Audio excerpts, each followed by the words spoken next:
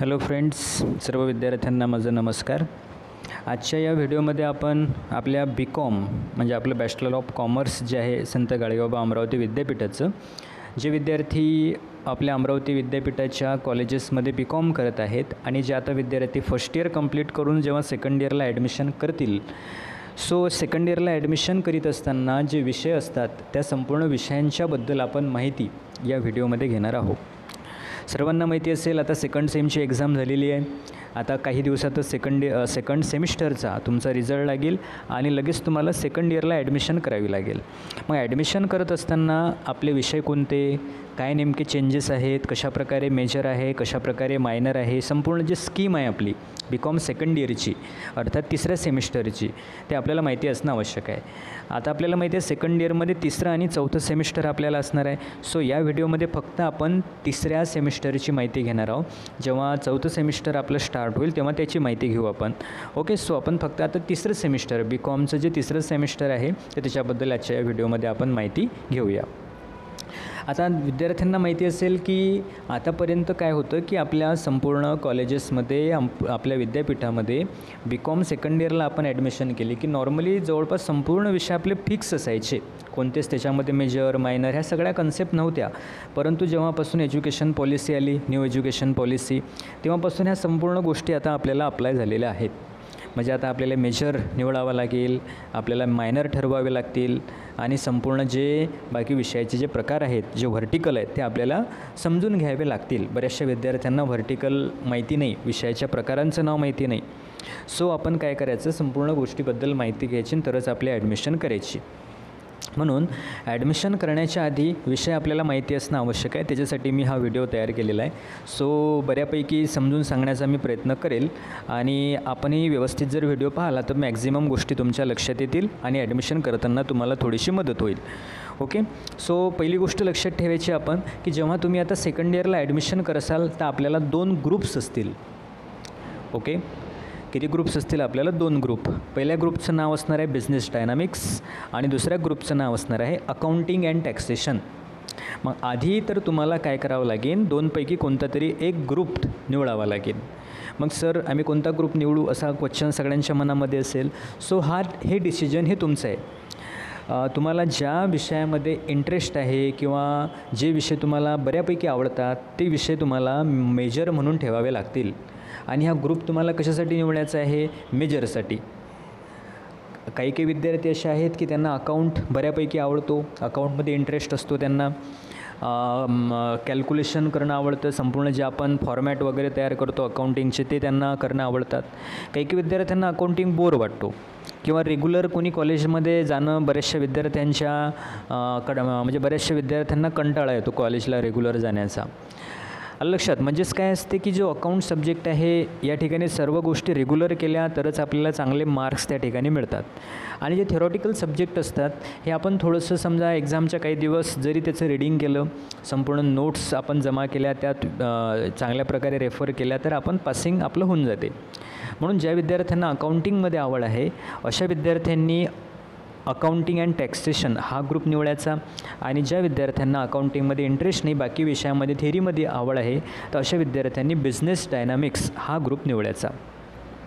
Okay, so आता आपण काय करू, या 2 ग्रुपपैकी जो पहिला ग्रुप आहे बिझनेस डायनामिक्स तो समजून घेऊ.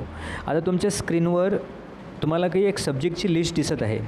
आता ही जी संपूर्ण सब्जेक्टची जी लिस्ट आहे हे आहे पहिल्या ग्रुपची आणि त्या ग्रुपचं नाव आहे बिझनेस डायनामिक्स. म्हणजे जे विद्यार्थी बिझनेस डायनामिक्स हा ग्रुप निवडतील त्यांना अशा प्रकारे संपूर्ण विषय असतील. आणि एक गोष्ट लक्षात ठेवा की म्हणजे नेमकं मॅक्झिमम जे कॉलेजेस आहेत आता कोणी कोणत्या कॉलेजची ॲडमिशन म्हणजे कोणाची कोणत्या कॉलेजला ॲडमिशन असणार आहे, कोणाची कुठं असणार आहे, तर मॅक्झिमम कॉलेजेसमध्ये काय असणार आहे की तुम्ही जर समजा एक ग्रुप निवडला, फॉर एक्झाम्पल तुम्ही बिझनेस डायनामिक्स हा ग्रुप निवडला, तर मग तुम्हाला काय करावं लावतील कॉलेजमध्ये की तुम्हाला जे मायनर सब्जेक्ट आहेत म्हणजे विषयाचे वेगवेगळे प्रकार आहेत हे पण लक्षात ठेवा. एक म्हणजे मेजर, दुसरं असते IKS. आता आपल्याला दिसत असलेल्या स्क्रीनवर IKS आहे. त्यानंतर एक मायनर प्रकार आहे, हा अत्यंत महत्त्वाचा आहे. त्यानंतर जेनरिक ओपन इलेक्टिव्ह, हे आता मॅक्झिमम विद्यार्थ्यांना माहितीचं ओपन इलेक्टिव्ह कशाला म्हणतात. एक आहे VSC, ASC Marathi, AC English, त्यानंतर FP म्हणजे फील्ड प्रोजेक्ट आहे आणि CC म्हणजे करिक्युलम ॲक्टिव्हिटीज आहेत. मग जर समजा आता तुम्ही काय केलं, बिझनेस डायनामिक्स हा ग्रुप तुम्ही चॉईस केला, तर तुम्हाला कॉलेजमध्ये काय करतील, मायनर दुसऱ्या ग्रुपचे तुम्हाला घ्यायला लावतील. जर तुम्ही अकाउंटिंग टॅक्सेशन हा जर ग्रुप निवडला, तर तुम्हाला जे मायनर आहेत हे बिझनेस डायनामिक्सचे निवडायला लावतील. कशाप्रकारे, तर हे संपूर्ण समजून घेतलं की तुमच्या लक्षात येईल. आता बऱ्याचशा विद्यार्थ्यांच्या लक्षात आलं नसेल, तर आपण जेव्हा हे बघू आता तुमच्या लक्षात येईल. पहा, आता या स्क्रीनवर तुम्हाला दिसत असेल टोटल. पहिल्या याच्यात आहे मोड ऑफ टीचिंग, क्लासरूम टीचिंग, ह्याच्याशी आपल्याला काही घेणं देणं नाही आहे सध्या. दुसऱ्या कॉलममध्ये दिसते तुम्हाला व्हर्टिकल नंबर. तर व्हर्टिकल आहेत टोटल आपले 6, ABCDEF 6 प्रकारचे व्हर्टिकल आहेत. त्यानंतर त्या व्हर्टिकलचं नेम इकडून दिलेलं आहे आपल्याला. आता पहिलं व्हर्टिकल ए आहे. एमध्ये काय, मेजर आणि IKS. म्हणजेच हा जो ग्रुप आपण या ठिकाणी पाहत आहोत हा ग्रुप आहे बिझनेस डायनामिक्सचा. या ग्रुपमध्ये जे मेजर सब्जेक्ट असतील ते 3 प्रकारे तुम्हाला असतील, जे स्क्रीनवर तुम्हाला दिसत आहे. एक आहे मायक्रो इकॉनॉमिक्स, दुसरा मार्केटिंग मॅनेजमेंट आणि तिसरा आहे प्रोडक्शन अँड ऑपरेशन मॅनेजमेंट. हे आपले जे सब्जेक्ट आहेत हे सब्जेक्ट आहेत मेजर. आणि हे कोणत्या ग्रुपचे मेजर आहेत, हे आहेत बिझनेस डायनामिक्स या ग्रुपचे मेजर सब्जेक्ट आहेत. त्यानंतर याच ग्रुपचा जो IKS तुम्हाला असणार आहे तो कोणता असणार आहे, इंडियन इकॉनॉमिस्ट अँड फिलॉसॉफी. हा सब्जेक्ट IKS आहे, जो कंपल्सरी आहे. सगळ्यांना याचा अभ्यास करावाच लागते. त्याचा विद्यापीठाचा पेपर होतो. सगळ्यांना चांगल्या प्रकारे याची तयारी करणं आवश्यक आहे. ओके, सो या बिझनेस डायनामिक्सचा IKS कोणता असणार आहे, इंडियन इकॉनॉमिस्ट अँड फिलॉसॉफी. त्याच्यानंतर B नंबरमध्ये मायनर 2 सब्जेक्ट या ठिकाणी आहेत. हे मायनर कोणाचे आहेत, हे मायनर आहेत बिझनेस डायनामिक्सचे.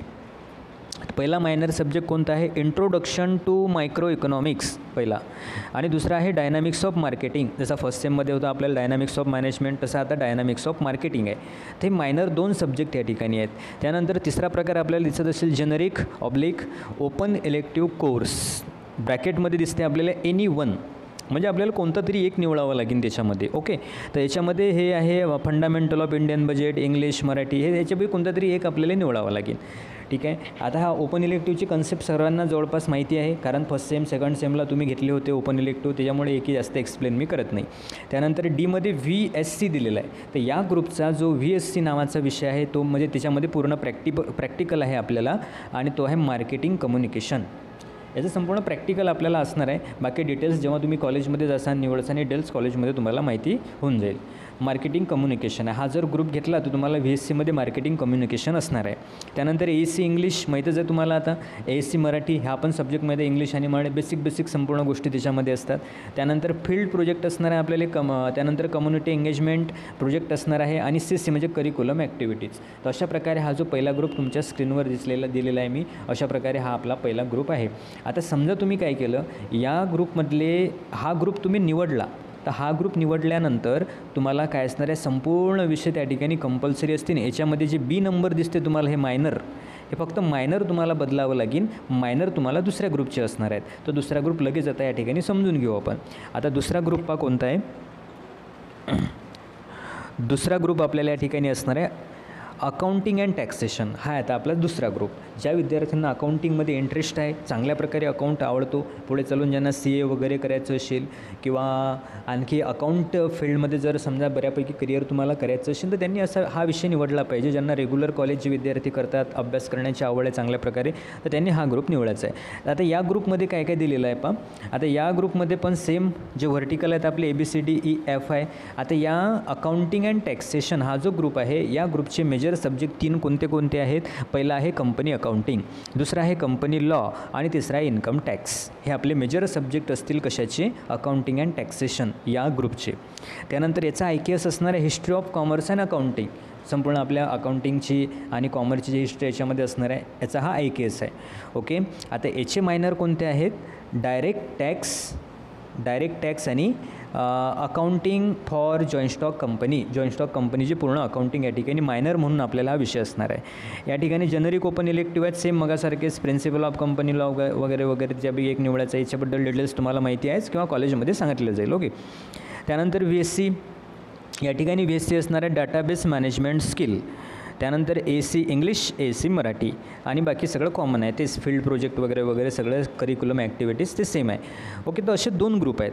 मग आता समजा तुम्ही काय केलं, आता काही विद्यार्थ्यांनी मेजर म्हणून हा ग्रुप घेतला. कोणता? Accounting and taxation. तर तुम्हाला सगळे विषय कॉमन असतील, जे स्क्रीनवर दिसत आहेत ना, संपूर्ण विषय असते जे असे असतील. फक्त 2 तुमचे सब्जेक्ट तुम्हाला बदलावे लागतील. तो म्हणजे एक हा जो आहे आपले हे मायनर, हे तुम्हाला या ग्रुपमध्ये नसतील. तुम्हाला मग मायनर कोणते घ्यावे लागतील? तुम्हाला या ग्रुपमधले, हा जो पहिला ग्रुप आहे याच्यातले मायनर तुम्हाला घ्यावे लागतील. इंट्रोडक्शन टू मायक्रो इकॉनॉमिक्स आणि डायनामिक्स ऑफ मार्केटिंग. आलं असेल बऱ्याच विद्यार्थ्यांच्या लक्षात. समजा आता काही विद्यार्थी असे आहेत की तो ग्रुप न घेता तुम्ही बिझनेस डायनामिक्स हा ग्रुप निवडला, जो स्क्रीनवर दिसत आहे ना, तुम्ही हा ग्रुप पूर्ण निवडला. मग आता हा ग्रुप निवडला तुम्ही, तर मग तुम्हाला काय असणार आहे, यातले संपूर्ण विषय तुम्हाला असतील कंपल्सरी. फक्त तुमचे बदलतील कोणते? हे मायनर. हे जे मायनर आहेत ना, हे तुम्हाला नसतील. तर मायनर तुम्हाला कोणत्या ग्रुपमधले असतील? मायनर तुम्हाला या ग्रुपमधले असतील. डायरेक्ट टॅक्स आणि accounting for joint stock company. म्हणजे थोडक्यात मला सांगायचं काय, हे तुमच्या लक्षात आलं असेल की जे विद्यार्थी अकाउंटिंग अँड टॅक्सेशन हा जो ग्रुप आहे आपल्या विषयांचा, तो जर तुम्ही चॉईस केला तर तुम्हाला मायनर असतील बिझनेस डायनामिक्समधले. जे विद्यार्थी बिझनेस डायनामिक्स हा मेजर म्हणून सिलेक्ट करतील त्यांना मायनर असतील बिझनेस डायनामिक्सचे. अल्टरनेटिव्ह ते त्या ठिकाणी चालणार आहे. लक्षात? म्हणजे बाकी जो संपूर्ण जो ग्रुप आहे हा फिक्स आहे, फक्त बदलतील त्याच्यामधले मायनर सब्जेक्ट. पहिला ग्रुप घेतला तर दुसऱ्या ग्रुपचे मायनर, आणि दुसरा ग्रुप घेतला तर पहिल्या ग्रुपचे मायनर. अशा प्रकारे चेंजेस तुमच्या त्या ठिकाणी असणार आहे. मग आता सर आम्ही ग्रुप कोणता निवडावा, असा बऱ्याच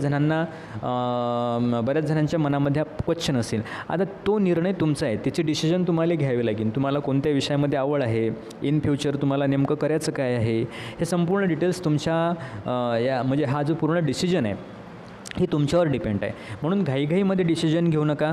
कोणी सांगते म्हणून डिसिजन घेऊ नका. तुम्हाला स्वतःचा इंटरेस्ट, स्वतःचं करिअर, स्वतःच्या संपूर्ण गोष्टी पहा, स्वतःचा अभ्यास करा आणि तरच ग्रुप निवडा. कारण तुम्ही एक वेळ जर एखादा ग्रुप चॉईस केला तर परत तुम्हाला तो बदलता येणार नाही. एक वेळ आपण तो फायनल केला की मग आपला तो फायनल होऊन जाईल. म्हणून माझं रिपीट सर्वांना सांगणं आहे की तुम्ही काय करा, घाईघाईमध्ये डिसिजन घ्यायचा नाही. आपल्याला जो विषय चांगल्या प्रकारे आवडतो किंवा भविष्यामध्ये ज्या विषयामध्ये चांगला स्कोप आहे, चांगल्या प्रकारे करिअर आपलं होऊ शकते आणि जो विषय बऱ्याच ठिकाणी आपल्याला कामात येऊ शकतो, असा विषय आपण काय करायचा, निवडायचा. आणि त्या निवडलेल्या विषयाचा सिलेबस, संपूर्ण गोष्टी कॉलेजमध्ये आपल्याला माहिती पडतीलच. परंतु तरी देखील मी सांगून देतो की जे समजा दिलेले आहे त्या न्यू एज्युकेशन पॉलिसीनुसार जे आपले विषय आहेत मेजरचे संपूर्ण आणि मायनर पण, त्या संपूर्ण विषयाचे व्हिडिओ वन बाय वन मी आपल्या चॅनलवर अपलोड करेल. म्हणून ज्या विद्यार्थ्यांनी अजूनही चॅनलला सबस्क्राईब केलं नसेल त्यांनी सबस्क्राईब करा आणि नोटिफिकेशन त्याचा ऑन करा, जेणेकरून मग मी ते टाकलेले व्हिडिओ तुमच्यापर्यंत पोचतील. आणि नाही 100% काही प्रमाणात तुम्हाला थोडीशी हेल्प होईल, समजतील सगळ्या गोष्टी आणि एक्झाममध्ये चांगल्या प्रकारे आपण पेपर सॉल्व करू शकू. म्हणून ज्या विद्यार्थ्यांनी केलं नसेल सबस्क्राईब त्यांनी सबस्क्राईब करून ठेवा. आणि हे जी तुम्हाला मी स्कीम सांगितली, हे स्कीम चांगल्या प्रकारे तुम्ही लक्षात ठेवा. आता हे जी मी तुम्हाला सांगितलं, हे मला जशी माहिती मिळालेली आहे त्या माहितीनुसार मी तुम्हाला सांगितलेलं आहे. परंतु अजूनही असंच असणार असं मी या ठिकाणी सांगणार नाही. याच्यामध्ये देखील आणखी काही चेंजेस होऊ शकतात, काही बदल होऊ शकतात. मग जसे बदल होतील, मला जशी माहिती पडतील, परत मी एखादा व्हिडिओ तयार करून मी तुमच्यापर्यंत ती माहिती पोहोचवण्याचा प्रयत्न करीन. परंतु आतापर्यंत जी माहिती मिळवली, मला जी माहिती प्राप्त झाली, त्या माहितीनुसार मी तुम्हाला संपूर्ण गोष्टी या ठिकाणी एक्सप्लेन केलेल्या आहेत.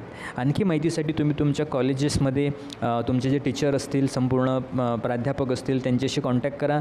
त्यांच्याकडून डिटेल्समध्ये माहिती घ्या आणि माहिती घेतल्यानंतरच व्यवस्थित संपूर्ण सारासार विचार करून तुम्ही तुमचे मेजर जो ग्रुप आहे तो ठरवा. घाईघाईमध्ये कोणीही सब्जेक्ट म्हणा किंवा कोणतेही मेजर सब्जेक्ट आपण म्हणजे त्याचा जो डिसिजन आहे हा घ्यायचा नाही. शांततेत संपूर्ण मागचा पुढचा भविष्याचा आपल्या करिअरचा विचार करूनच आपण काय करायचं, आपले मेजर सब्जेक्ट जे आहेत ते ठरवायचे. एक वेळ आपण ठरवले की ते आपल्याला परत बदलता येणार नाही. ओके, सो सर्वांना ह्या संपूर्ण गोष्टी लक्षात आल्या असतील असं मी या ठिकाणी गृहीत धरतो आणि भेटू आता आपण पुढच्या व्हिडिओमध्ये. थँक्यू.